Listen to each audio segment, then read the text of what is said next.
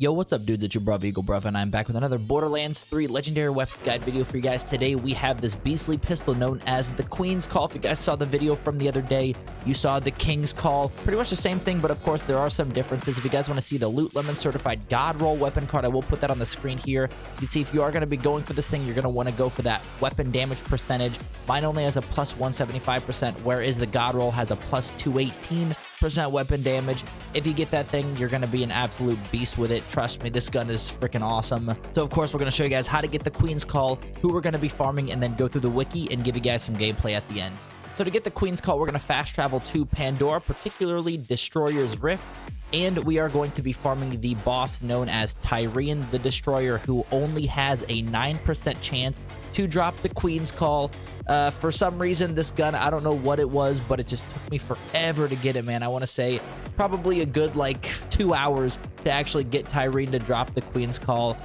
So good luck trying to get this thing, man. But honestly, Tyreen's not too difficult of a boss, once you get the timing down. It is annoying because Tyreen does have an immune phase, so once she goes into that, it kind of sucks, but you've got to get it down once you've killed her 50 plus times. But anyway, guys, there is the Queen's Call drop.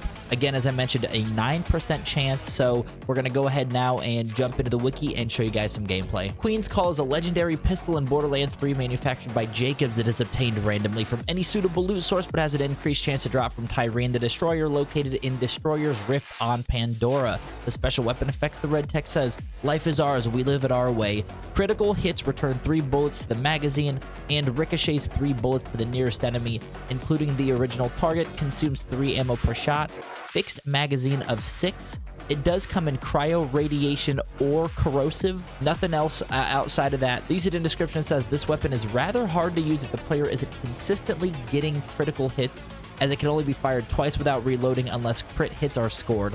This effectively makes the fire rate very low and the special effect useless. To deal with this, the player must aim carefully or use skills like Flax Fadeaway to score easier crit hits, man. And I'm gotta say, honestly, I don't know if the gameplay, if I'm just struggle busting or what, but if you aren't hitting those crits, that is exactly the experience that I had that the usage in description said, because you're reloading pretty much every 2 shots. And again, if you're not hitting those crits, then you're gonna have to do that. And the reload speed's not the best. I mean, it's okay.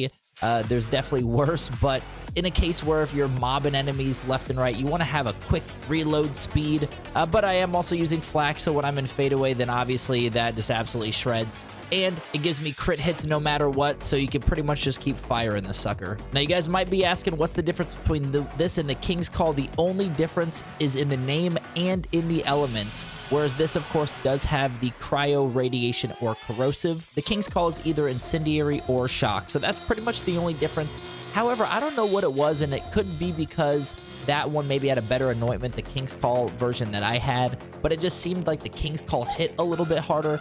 And again, it could also be the elements are doing a little bit more damage, but that's pretty much the only difference, is the name and the elements on the guns. But that's it, man. That's the video. There's the Queen's Call. Of course, a really good one to get, man. And again, only a 9% chance to get it from Tyreen, so good luck getting this sucker. Of course, if you've seen my other videos, we're not going to leave it off here, man. We're going to go ahead and fight Captain Trant, show you what this thing can do against Trant, and just hopefully help kind of compare this to the King's Call. And again, I'm not taking anything away from the Queen's Call. Absolute beast of a gun. And I think it's honestly the King's Call. I have a better anointment on there for Flax. So I think that's the only reason why it's hitting a little bit harder. But anyway, this gun's awesome. Go get it, man. If you do enjoy the content, be sure to hit the thumbs up, sub to the channel. I'll catch you guys in the next episode. Peace.